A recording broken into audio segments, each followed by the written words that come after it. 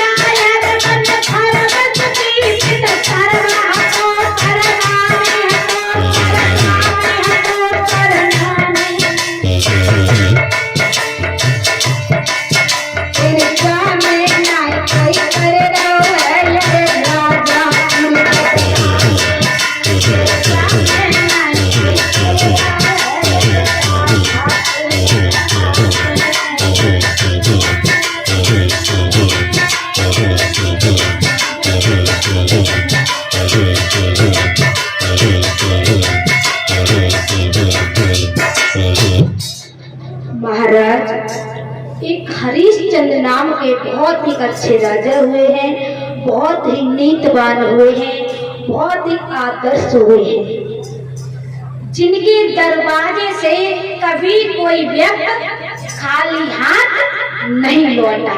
ऐसे राजा हुए। तो ध्यान देना माताएं बहनों, एक बार देवलोक में सभा जुड़ी।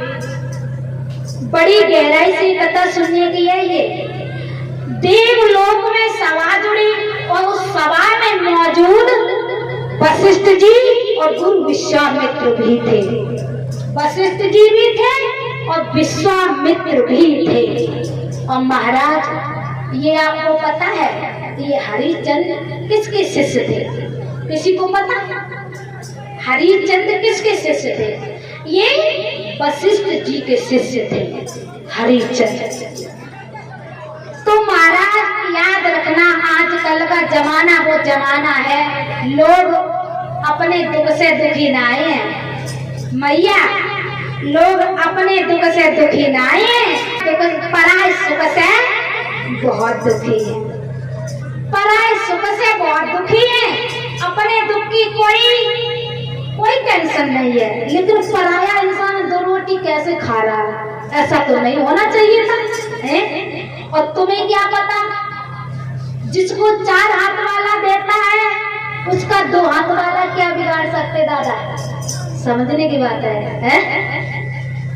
तो महाराज, जब देवलोक में चर्चा हुई तो चर्चा में ये बात छिड़ गई कि पृथ्वी लोक पर ऐसा कोई नहीं है कि जिसके द्वारे पे आज दिन तक कोई खाली हाथ ना लौटा, जिसकी दरवाजे से आज दिन तक कोई खाली हाथ ना लौटा हो।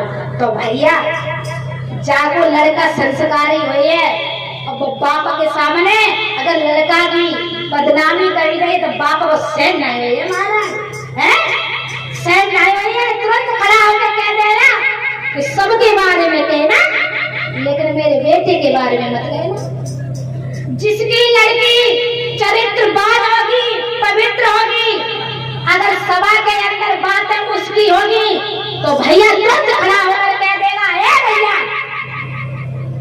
वो हमारी बहन है, उसके बारे में गलत मत बोल देना। तो भैया जब बात आई कि पृथ्वी लोक पे कोई दानवीर ना आए तो वशिष्ठ जी खड़े हो गए। वशिष्ठ जी खड़े हो गए।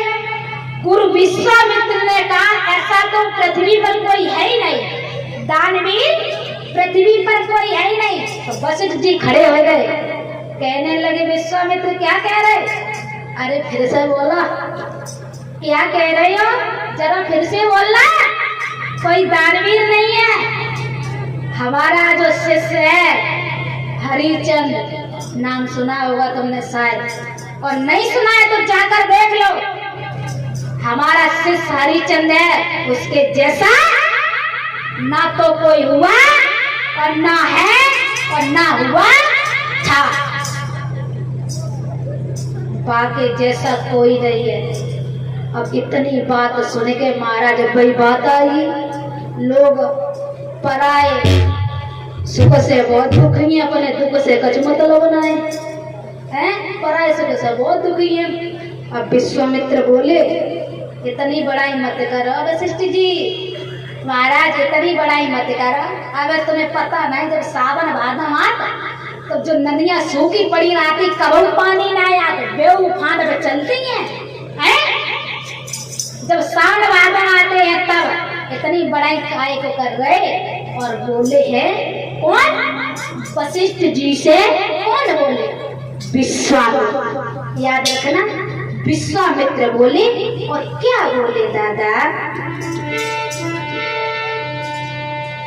और सती होता है, व्रति होता है,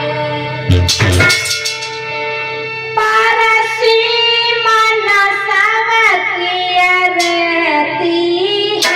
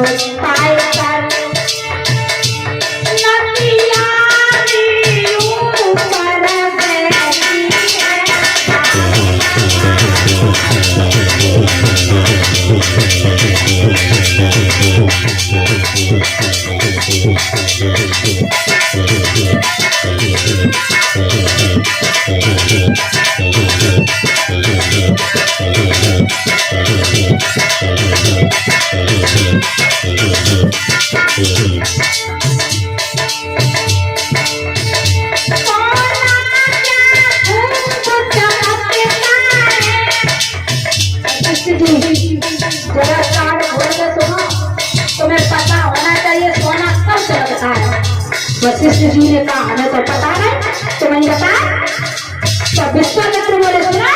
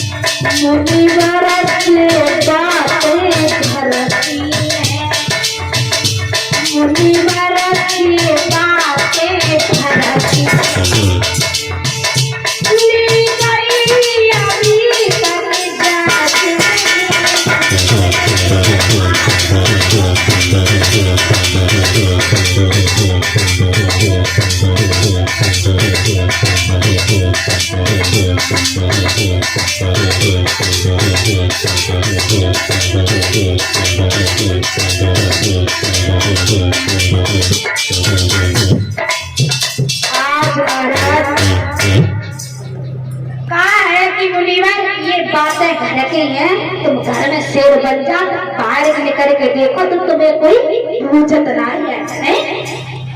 बाहर निकल के देखो तुम्हें कोई नहीं पूजत है। तुम घर में शेर हो लेकिन बाहर के लिए शेर नहीं हो।